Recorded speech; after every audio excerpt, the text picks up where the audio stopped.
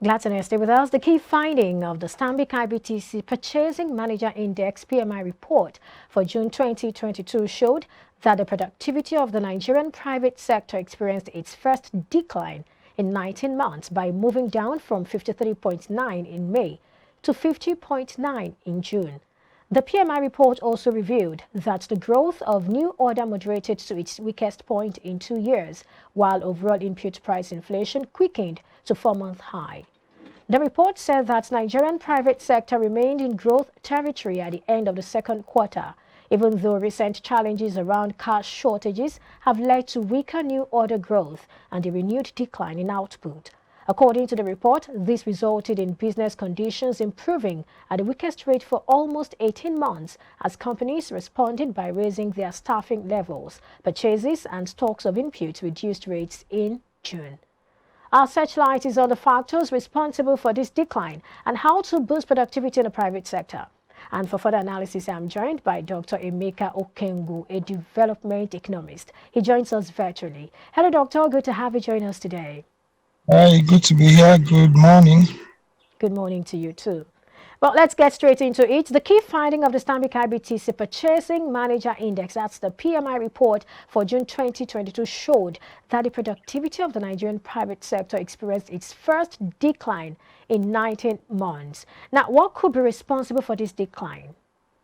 Well, first and foremost, I'm not very comfortable with the first decline, because I don't know what you're basing that growth or decline upon. I think there has been some steady decline in all sectors in the past 5 or 6 years. So calling this a first decline in 19 months might not, it's arguable. Okay, let's put it that way. Okay, if it's in 19 months, first and foremost, the first thing you need to look at when you're looking at productivity, of course, will be energy. All right. The second thing you'll be looking at will be the sustainability and consistency of your raw materials.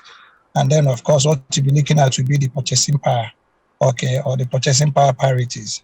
Now, if you look at these three indications or indicators, you'll find out that that word first decline might not be very correct, okay? It might not be what it is. We've been on a steady decline because, I mean, it's not as if in the past 19 months we've had steady power supply, we've had disposable capital, we've had salary increases, we've had sustainable sources of raw materials, remembering that a lot of the raw materials we also use in our productive sector are imported. But be it as it may, I think the major issue is that our naira is weakening every day against all other international currencies, and it is not just because it is Nigeria, it's a global thing. All right, now that you've talked about Naira getting weak every day, and you also said it's not just a Nigerian thing, it's a global phenomenon. What can be done, or do you think the government is doing enough to rescue the Naira? Well, it's not what government can do, is what must be done, is what must happen. Because what gives the Naira value is what Naira brings to the market and brings to the table, and those will be goods and services.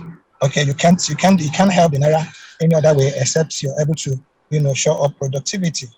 And again, now come. Dr. Emeka, if you can hear me, I would like you to continue. But of course, he was talking about some of the factors that are responsible for this decline. And interestingly, he said that for him, he doesn't totally agree with the fact that this is the first time in 19 months that we're having this decline. He feels that this is something that's been happening over the years. But of course, he has also talked about other issues. If you can hear me, please go ahead, Doctor. Yes, thank you. So what I'm trying. Okay, I guess it's a very not so good connection right there. But well, he has highlighted some things. He talked about energy. He talked about the source of raw materials. And then he talked about the purchasing power parity. And just before we could barely hear him, he was talking about Naira. How that, well, it's not only the Nigerian currency that is falling. We have this happening in other places. Well, if you can hear me, please go ahead, Doctor. So, I don't know, is it a little better now? Yes, I can hear you now. Okay, so clearly what we need to do is that we must show up production. That's very, very critical. And it's just not going to be a government thing. The private sector has to come in, funding has to be sought, and just not kind of any kind of funding. We need to get a mixture of what you call patient to debt capital. Okay, we need to be able to support our industries. We need to, like, I don't want to get into the story of subsidy now because I don't know if I have enough time to be able to explain the kind of subsidies that government must be Please go introducing ahead. now. Go ahead, please. Subsidies that must support production. Okay, now subsidy that must be given to those who should be able to get into production. But there are also three levels of production. The first level of production is what you call the farm gate production, where you get those raw materials, critical raw materials you need to put in. Okay, or where you're getting your polyesters or polyamers or whatever it is you need to begin. Now that's very critical source of raw material. And again, it is a very thin line separating raw materials from finished products, depending on now what you're applying to those raw materials. Okay, so it's not enough for you to go and import somebody else's finished products as raw materials. It's also going to be creating this, high values or high cost into the materials that you're going to be put or products you're going to be getting out of them eventually. Now, what I'm struggling to say is that we need to think this through. Okay, what we must do is to be able to is not only getting back to the land, but it's also getting to a point where research, technology, innovation that is localized, that is local to us, begins to also help us to climb out of this dark pit that we seem to be climbing deeper into. All right, thanks for your thoughts. I would have really loved to take you on energy, but of course, there is a lot to be talked about. Now, the PMI attributed the moderation to renewed contraction in output, which fell, beg your pardon, which fell for the first time in 19 months. Now, the head of equity research West Africa at Stanbic IBTC, that's Mr. Muyiwa Oni, said the Stanbic IBTC PMI signaled an improvement in private sector activity for 24th consecutive month before it dropped to a 17-month low in June. Now, perhaps an assessment of what drove the improvement before the drop would help us better understand how to boost, the sector again. Like I said to you, it's those statistics are agreeable. I'd like to know what sectors, I'd like to know what. If you can hear me, please go ahead. All right. Well, we were talking about the fact that the PMI attributed this to renewed contraction in output. And of course, okay, if you can hear me now, please go ahead. It's really. I can hear you. Please go ahead. All right, I guess we're having issues reconnecting with him. Well, he talked about a lot of things, talking about research, talking about technology and innovation, how that these things have a role to play in ensuring that we get the private sector working and to ensure that productivity is, up at its peak in Nigeria. And then he mentioned some other things which would also like him to continue. If you can hear me, please go ahead. So, like I said, I mean, for me, I'm glad that we have these statistics, but I don't see any empirical evidence on ground that supports it. Okay, maybe you're looking at a particular sector, and I'd like to know what sector that is. Okay, because there seems to be some lull all across. This is my personal opinion. Okay, I'm certain that the guys that give you the statistics that you're using, would also have their sources of data. I'd like to see those sources, but for me, even if there were any improvements that are too negligible that are not impacting, on the daily lives of ordinary or typical Nigerians. All right. What we want is not where you have one little sector improving. What we want is where we have a Nigeria that is working for all, or have productivity, that services all. If that is happening, I don't see it. Okay, empirically, maybe statistically, yes. But when it comes to the facts on ground, I don't think they see it. All right, thank you for your thoughts. Well, if you're talking about where this research is from, it's from Stanbic IBTC PMI, yes. And of course they are looking at the private sector. Basically, that's what they are looking at. And then, well, it's quite understandable that you probably do not agree with the result here because you're looking at empirically. Apart from the fact that we have those figures written somewhere or in some data or something, you're looking at the correlation between what's on paper and what is on the ground, right? Is that correct? No, companies are folding up, okay? People are getting out of business. People are losing jobs. Look at the statistics of how many companies that are folded up in Nigeria. And look at how many that are in business fully. we have an energy problem. We hadn't have energy. I mean, a country of 200 million people, and we're generating less than 10,000 megawatts of, and then distributing a fraction of that. So where are you getting the energy to run? And if you're going to be using diesel, okay, a liter of diesel is about 800, 900 naira now. Where are you going to cover that cost? These are empirical statistics. All right. Well, talking about this, we've heard conversations around the fact that manufacturers, producers, and companies are having to spend more, for the running cost and all of that because of energy crisis and some other things, really. And now the question is, at the end of the day, how do we solve this challenge? Because when we look at the earnings of these companies, we find out that a lot of money go into, servicing the companies. A lot of money go into cost and, some other things. And at the end of the day, when you see the profit after tax, it's nothing to write home about. Isn't this a challenge, and how do we address it?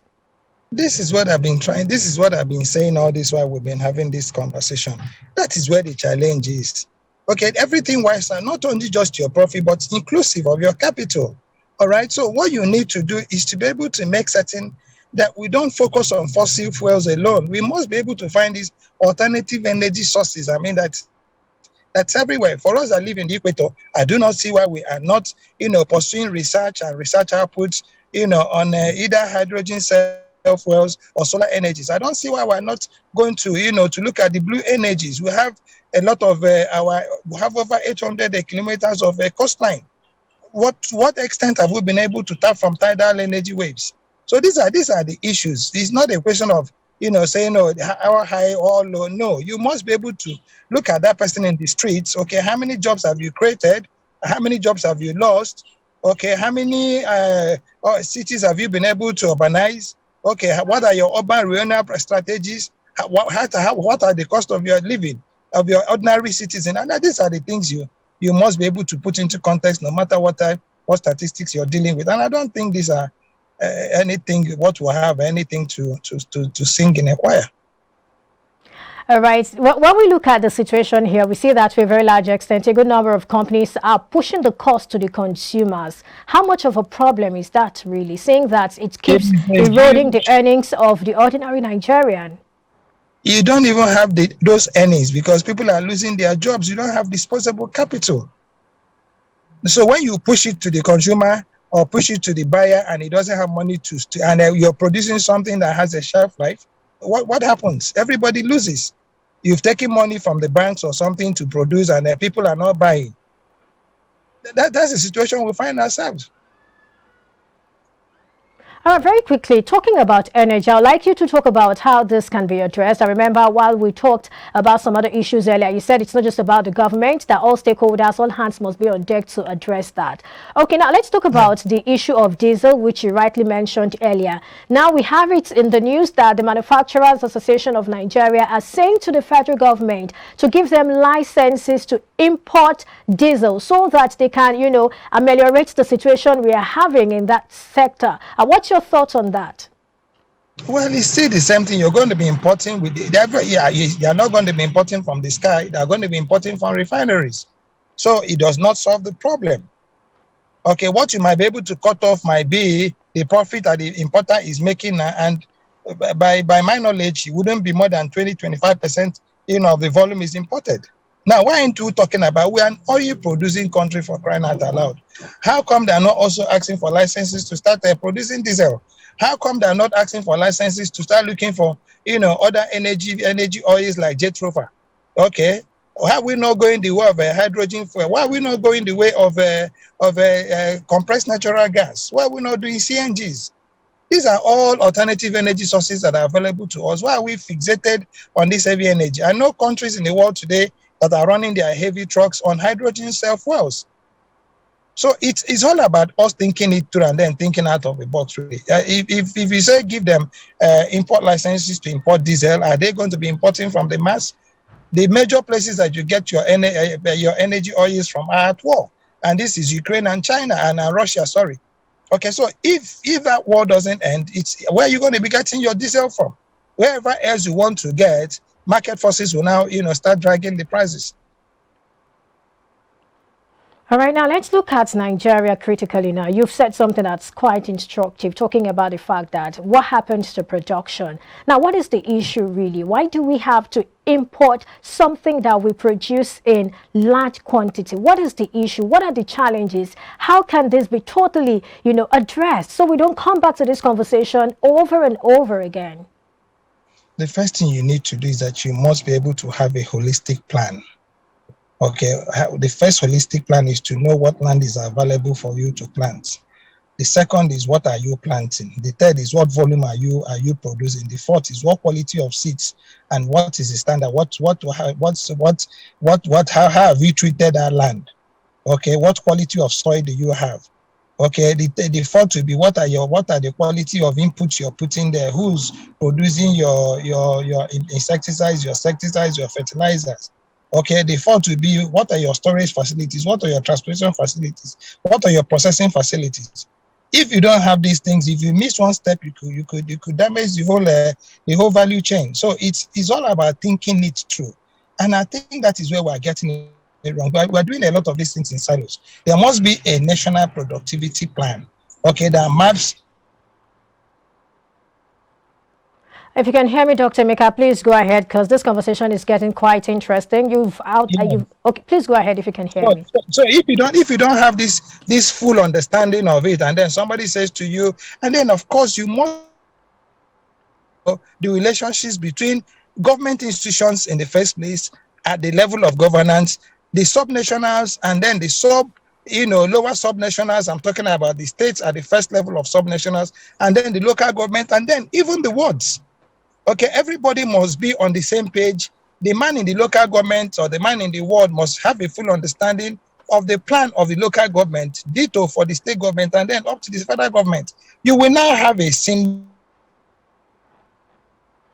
Dr. Emeka, if you can hear me, please go ahead. Well, he's been saying a whole lot about how that we need a national productivity plan, which of course must be decentralized, so much so that everybody knows about it, everybody is carried along, and at the end of the day, we have the results we are asking for. And then he talked about certain things, transportation, talked about storage, talked about the processing, and he said something I find quite interesting, which is the quality of seeds, the quality of input, and this speaks very well to agriculture. And we also see that this is actually happening in some sectors. For example, when we look at the wheat producers, that's the wheat farmers, to a very large extent, they've got something like that from FMARD, that's the Federal Ministry of Agriculture and Rural Development, where they have been given improved seeds that are resistant to heat. This is good. This is quite commendable. And I also feel that well, a good number of the things he has mentioned here are things that we need to pay attention to so that we can actually improve productivity at the end of the day. If you can hear me, please go on. So I think I'm glad you mentioned the Federal Ministry of Agriculture.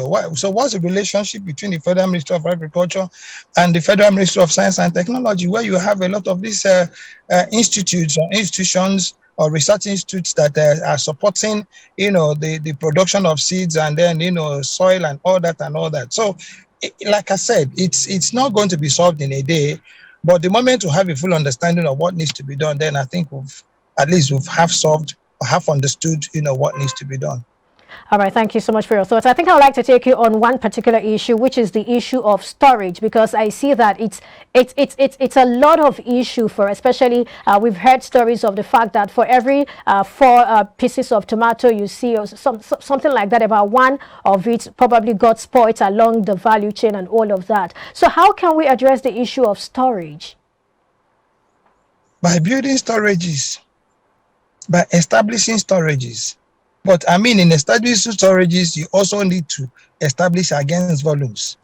Okay, because if you don't know what volumes are coming to the storage, you could build a bigger storage. Okay, and then by supporting those storages with energy. And because a lot of these things, at least for the agricultural part of it, might not be happening around cities where you have energy, you must be able to look at off-grid solutions. So like I said, everything that must happen should happen in that productivity, master plan until we get it. We're going to be going around this conversation every time. All right, thank you so much for coming on the show, Dr. Emeka Okengu. Thank you for sharing your thoughts with us on the show today. We do appreciate. God bless you. Thank you. God bless you too. Well, we've been speaking with Dr. Emeka Okengo, and he has shared his own thoughts with us on that particular report from Stanbic IBTC.